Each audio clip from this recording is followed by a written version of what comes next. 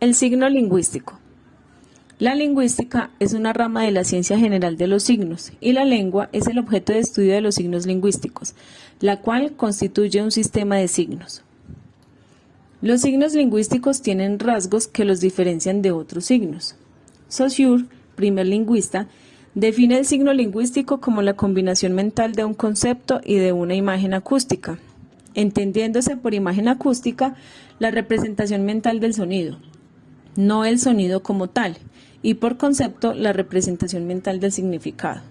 Por ejemplo, tenemos como concepto mamífero carnívoro doméstico de la familia de los cánidos. La imagen acústica sería las letras que componen la palabra perro y la formación silábica perro. Las palabras de una lengua cualquiera son signos. También son signos las formas con significado que integran una palabra, como por ejemplo, la palabra perros. Es un signo lingüístico que a su vez está integrado por signos. La raíz de la palabra es la onomatopeya per. El género del sustantivo sería masculino por su letra O y el número del sustantivo sería plural por su terminación en S. Es importante tener en cuenta que el signo no une un nombre y una cosa. El concepto constituye el significado, no el referente concreto. Entonces, para evitar confusiones respecto a esta nueva ciencia que es la lingüística, Saussure propone conservar la palabra signo para designar la unión total y reemplazar concepto e imagen acústica con significado y significante. Como podemos observar en el siguiente ejemplo, todo el conjunto de significado y significante es el signo. El significado es el concepto y construye el plano del contenido y la idea que se nos muestra en la mente, asiento con respaldo compuesto por 4 patas. Y el significante es la imagen acústica, es decir, la cadena de sonidos y letras que forman la palabra. Silla.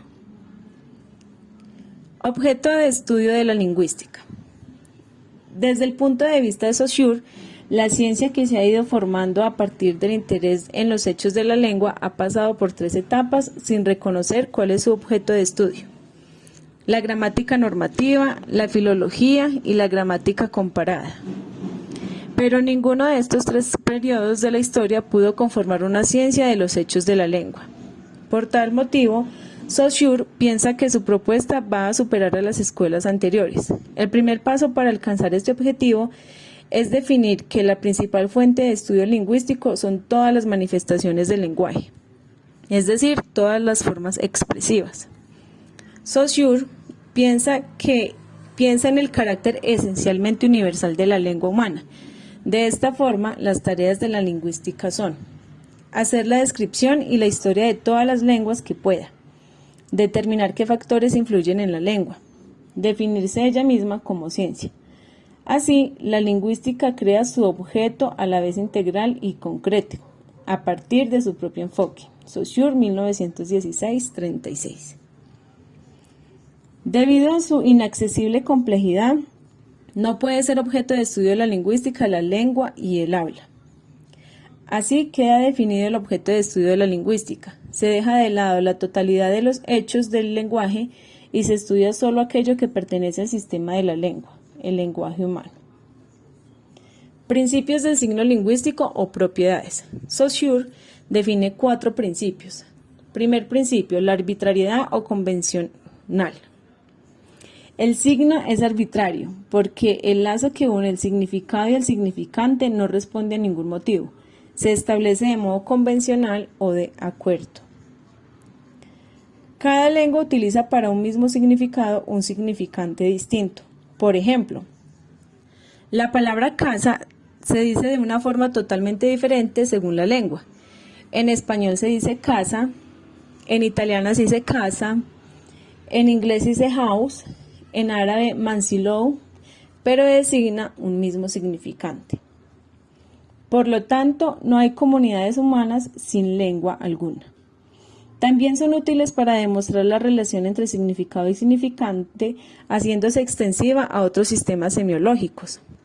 Así, el eminente semiólogo francés Roland Barthes ha desarrollado un estudio sobre sistemas de signos no lingüísticos. Por ejemplo, En el sistema semiológico de la forma de vestir nos puede mostrar lo que cada persona nos quiere transmitir. Cuando una persona viste de color negro, transmite seriedad, confiabilidad, proyecta confianza en sí misma, como también puede indicar que guarda luto por la muerte de un ser querido. En cambio, cuando una persona utiliza prendas de colores para vestir, puede transmitir una multiplicidad de significados, como pasión cuando hablamos del color rojo, alegría y energía cuando hablamos del amarillo, el color verde que se asocia con la tranquilidad de la naturaleza, etc. También lo podemos relacionar con el clima y las estaciones del año. Por tal motivo, Ronald Barthes difiere de la teoría de Saussure al decir que la semiología es un desprendimiento de la lingüística, porque debe basarse en esta para poder desarrollar sus modelos de interpretación de la realidad. Por último, en lo referido a la arbitrariedad esencial del signo, Saussure rechaza dos posibles objeciones: las onomatopeyas y las exclamaciones. Por un lado, las onomatopeyas son expresiones motivadas del mundo natural y no arbitrario. Y por el otro, en las exclamaciones no parece haber un vínculo verdaderamente motivado entre la exclamación y lo que se siente realmente. Segundo principio, carácter lineal del significante. El significante, por su naturaleza auditiva, se desarrolla en el tiempo. Representa una extensión y esa extensión es mesurable en una sola dimensión, es una línea, Saussure. El significante, por ser de naturaleza auditiva, se desenvuelve en el tiempo, en forma de cadena de fonemas, uno tras de otro. Es lo que llamamos una cadena hablada, en un orden fijo e inevitable. En la escritura, el tiempo es sustituido por el espacio y se conserva este carácter lineal. Tercer principio, inmutabilidad del signo. Por ser arbitrario, el signo lingüístico no depende de ningún hablante en particular, es inmutable. Ningún individuo lo puede cambiar o reemplazar por otro. La masa hablante está atada a la lengua tal cual es. Toda sociedad conoce su lengua como un producto proveniente y heredado de generación en generación.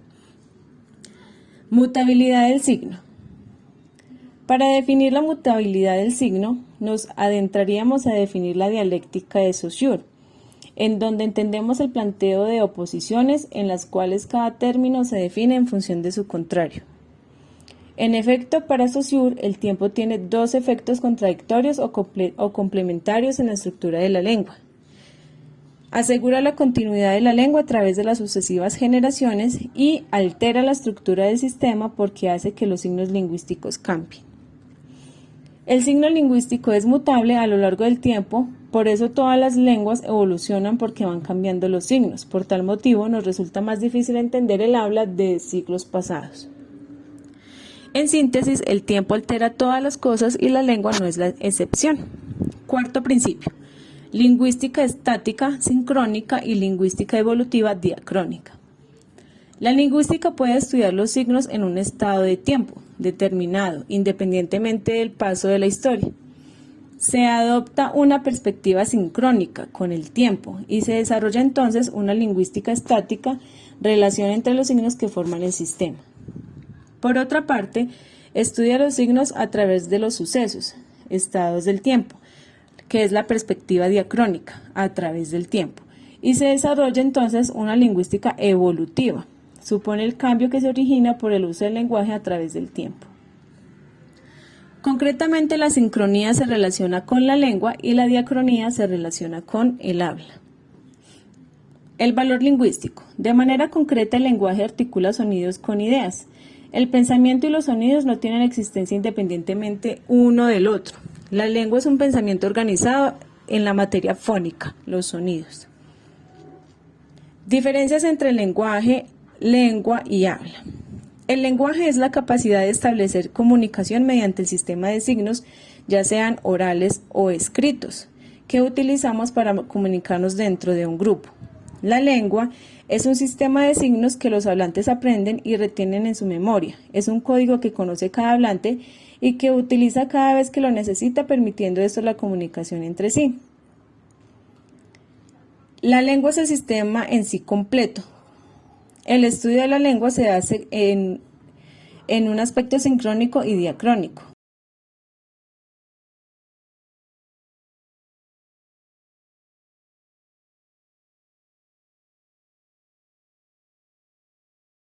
La lengua es un sistema vivo. El habla es la realización física del código o lengua que conoce toda la comunidad lingüística, por el cual una persona de forma individual y voluntaria y en un acto de inteligencia cifra un mensaje concreto, eligiendo para ello el código, los signos y las reglas que necesita que le permiten sus combinaciones. El habla se usa a través de los hablantes, es decir, es el uso específico de la lengua. El habla se limita a una serie de factores que lo dotan de características únicas, variedades geográficas, variedades sociales y variedades situacionales.